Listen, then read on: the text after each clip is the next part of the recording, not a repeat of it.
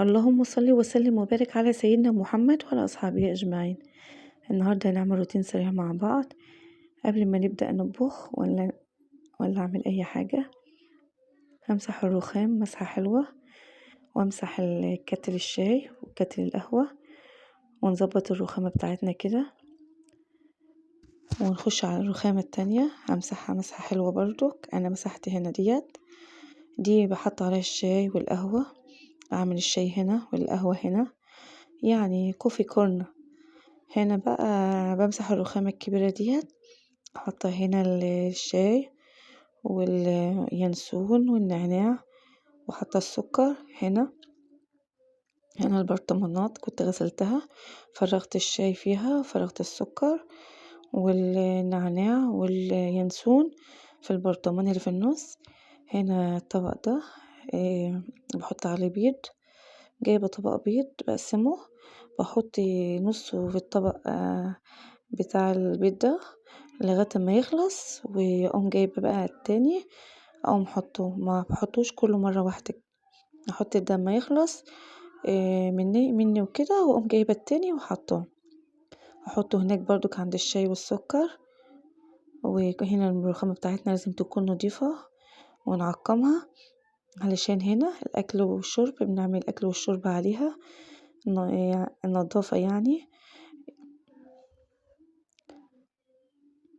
هنا حطيت فص الورد، فازة صغيرة كده احطها على الرخامة. وهنا اللي جبت كان معايا كوسة او قرع حسب ما كل بلد بتسميها، هنا بنسميها كوسة. هنا كنت بقشرها، بعد ما بقشرها بغسلها وبقطعها، ما بغسلهاش قبل ما اقطعها.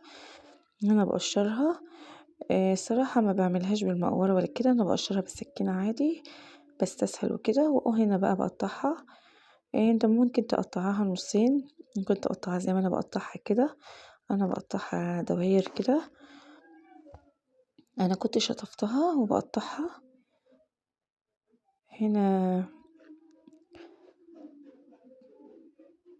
هنا قطعتها اهو.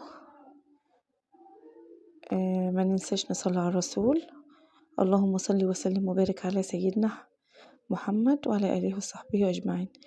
هنا نزلت بالمادة الدهنية الزيت، هنا بنزل بالزيت لقيت الإزازة مقفولة قوي، قمت فتحتها شوية، نزلت بمادة دهنية اللي هي الزيت. ممكن تنزلي سمنة، ممكن زبدة اللي عندك متوفر انزلي بيه، انا نزلت بالزيت خفيف.